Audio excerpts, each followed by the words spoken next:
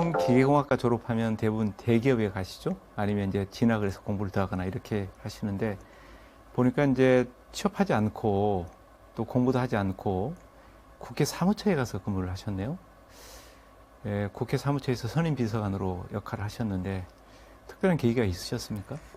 제가 이제 잠깐 언급을 했었는데 그 대학원을 2000년도에 이제 다니고 있었는데 네. 그 당시에 노무현을 사랑하는 사람들의 모임. 그때 이제 지방선거 부산 선거에서 떨어지시고 노사부라는 게 생겼는데 그때 굉장히 열심히 활동을 했었고 2002년도에 대통령이 되신 이후에는 이제 저는 일상으로 돌아가서 저의 길을 간다고 했었는데 교수님 기억하시겠지만 굉장히 그때 노무현 대통령이 힘들었습니다. 예. 국회에서 도움도 못 받고 그래서 그분에 대한 마지막 의리는 제가 2004년 총선 때 다수당을 만들어주는 거에 이제 힘을 보태는 게 제가 할 일이라고 생각을 했는데 노무현 대통령과 오랜 인연을 가졌던 분이 강원도에서 출마를 하는데 갑자기 경선을 하게 됐다.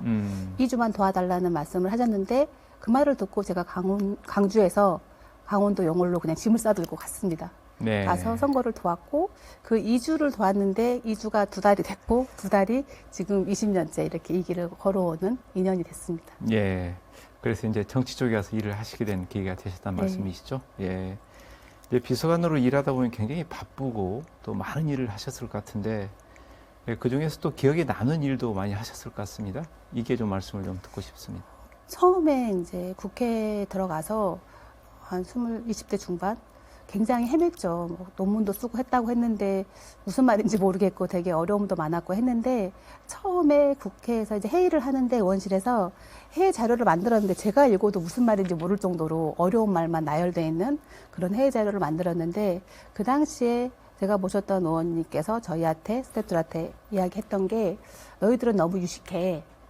정치인의 언어는 강원도 저 산골에 사는 50대 아주머니가 이해할 수 있을 정도로 쉬운 언어야 돼. 초등학교를 졸업한 50대 아주머니가 이해할 수 있을 정도로 쉬운 언어야 돼라고 했는데 그게 굉장히 충격적이었고 컸습니다. 아, 네. 정치인이나 전문가의 언어가 아니라 쉬운 언어로 써야 되는구나.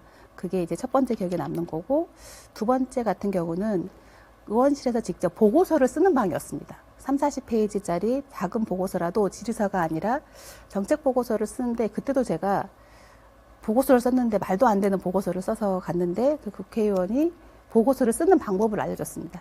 교육 관련된 보고서였는데 표만 가지고 20페이지짜리 보고서를 쓰는 OECD의 교육에 대한 비중, 뭐 대한민국의 교육 예산 중의 비중 이런 식으로 해서 보고서를 쓰는 법을 배웠고 그 뒤로 이제 그 의원실은 직접 보고서를 쓰는 방으로 되게 유명해졌고 저도 보고서를 쓰는 비서관으로 유명해져서 선배들이 와서 20년, 30년 된 선배들이 와서 질문도 하고 물어보게 됐지만 한편으로는 너희 방 때문에 고생한다라는 많은 질타도 받고 이랬었고요.